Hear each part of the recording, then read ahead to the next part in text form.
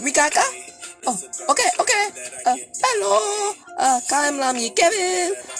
Master of Abu Talala Talatik. The Mike the Great. Bestest Pixel Dami Bua. Bua. Pikitapa! Pikitapa! Luka.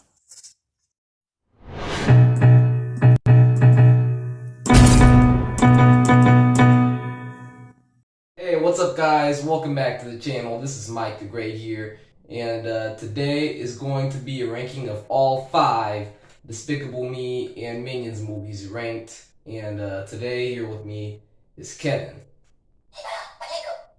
Of course, he could speak, and you guys remember that. Now, I just want to be clear, I'm not as big of a fan of the Despicable Me franchise as I am of the Toy Story movies. I mean, it was there a little bit throughout my childhood, but it wasn't just something that I always revisited. At least the first one I watched a couple of times, but the franchise, I'm not as into it as there are some other viewers are. But I am excited. This is my second YouTube ranking, so just leave me down in the comments below what your opinions are on some of these movies, and which one do you think I should have gave a little more appreciation for, and which one do you think should have come out a little more on top. With all that in mind, let's get started. So coming in last place is Despicable Me 3. Now, this one is kind of the one that gave me the most frustration because it feels like it's one of those ideas of where movies just try hard in sequels to do something different, that they just try to disregard the whole entire concept of the story and continuity that everybody comes to the theater for. Because what everybody comes to see the Despicable Me movies for are the Minions. That's what brings in all the kids. And in this movie, they decided to split them up from Gru and put them in prison. So now we're seeing them doing a couple of things that we don't want to see them doing. Like now we're seeing them in prison, like have their own big reputation and stuff, and they're just not working for Gru anymore. And so the story, it feels a little off. Like it feels like all the flavor is just left out because the Minions aren't around with Gru anymore. And so it kind of like it kind of hurts the Despicable Me franchise a little bit just because they decided to split them up. So that was one big problem, is that they decided to get rid of a little bit of the flavor just to do something different. And like most movies in the Illumination Studios, I feel like the problem is that they start high in the beginning, but it gets weaker the more the story goes along, and just feels like the rest of it is like rushed. Like, oh, Gru got his job back. Oh, the Minions are working for him again. Oh, Gru has come to good results with his brother, and like it feels like they sell all that pretty fast in the ending. Like it doesn't feel like we have as much time to sit on top of those emotions a little bit. That's kind of most of the problem with most Illumination movies. And another thing is that they try to place in some other side plot lines to try and fill in the story, but this one didn't have as many that were interesting. Like, I don't really care about Agnes going on a hunt to find a real life unicorn or any of that stuff. It was nice, like all the stuff with Gru and his brother I really enjoyed, but still, it was kind of annoying to hear Steve Carell doing 2 accents in one movie. I don't know how controversial it is for me to have this movie in last place. I don't know how much of you are against this, but that's just the way I felt about this movie. I don't know, this one comes in the last place for me. Coming in at number 4 is gonna be Minions. Now I actually like this one a whole lot more than Despicable Me 3, just because, I mean, it does the exact opposite of what Despicable Me 3 did, which was that it gave us more of the Minions instead of giving us less.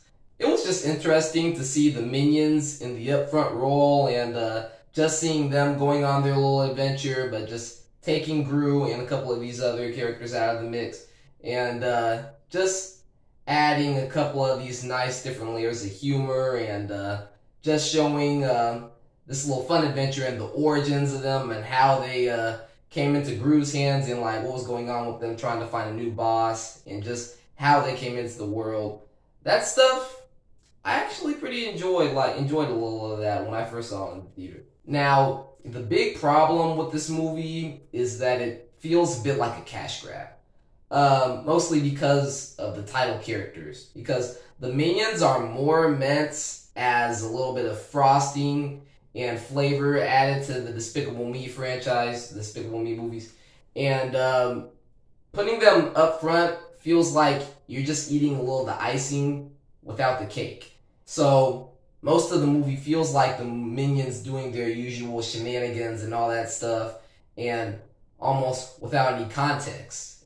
And another problem with that is that for minions being the title characters, is that I mean they don't speak. But they speak, but nobody understands what they're saying. So just seeing them on screen on their own for almost an hour and a half just feels like a bunch of gibberish that they're talking to each other, and just like not as much that you can understand what's going on in the story. So it's hard to understand what's going on in the story sometimes. Scarlet Overkill as the villain, also, she didn't really seem much like an Illumination or Despicable Me villain for me. But still, this movie was still a lot of fun, like when I first saw it. But I just can't put it any higher than this placement because it's kind of just a cash grab. Coming in at number 3 is going to be Despicable Me 2.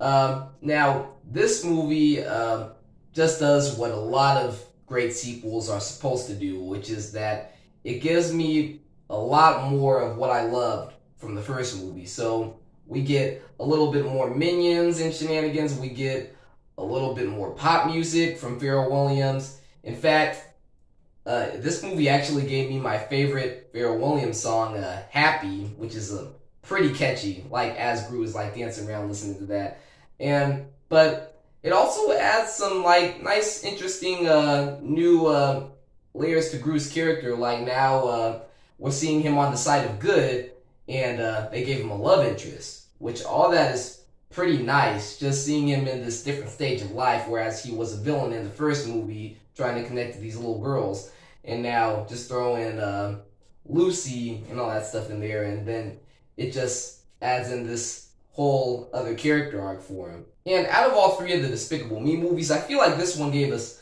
just about enough of the minions. Just seeing them helping Gru out on these assignments, or even them in these forms of purple little zombie mutants and stuff like that. That was actually a whole lot of fun to see. Just a different kind of portion of the minions. It was almost a little bit too much of a vicious direction, but I enjoyed it. But somehow this movie winds up not being as memorable as the rest, just because it doesn't have as many problems that the others do, or many strengths that the other top 2 movies do. Also, just El Macho as a villain, he wasn't as interesting to me as the evil mutant purple minions were as villains to me. But still, I would say that this movie is just as fun as the first movie, and it adds just enough of giving us a whole lot more of everything, and it's just a sequel that I really enjoy, like, every time I revisit it. So coming in second place, the runner-up here is going to be Minions: The Rise of Gru, the movie that I just saw in the theater. I just think this was kind of an improvement off the first Minions movie, just because it felt like it was missing the cake. It was missing Gru. Like, it just had all the icing and all that stuff, which was the Minions, and just the story, I don't know. It felt like it came together, because now there's just a little bit more character development in there if you have Gru in there in the mix. And the Minions are still adding a bunch of their like nice little flavor in there, and just seeing all their stuff like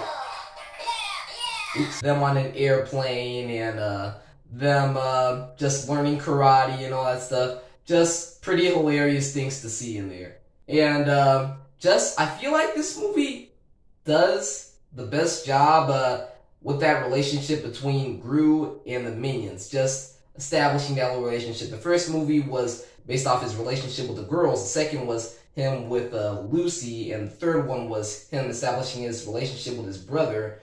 And the Minions have always been there in his life, but they're just known as the sidekicks. We don't see as much of his relationship with them throughout these movies. And this movie I think did the best job going along with that. Just seeing him, just knowing that the minions are pretty reckless in what they do sometimes as his little henchmen, and just him, or he fires them and then he has to hire him back. This movie actually focuses in on that stuff and just adds these nice new little layers to the franchise. Just seeing the minions at this stage in Gru's life. Out of all the movies on this list, I think this one had the most villain problems. It's always unclear who I'm seeing as the antagonist or who I'm rooting for, just because I feel like it had too many villains. But this movie was great. It was just a nice addition to the Despicable Me franchise.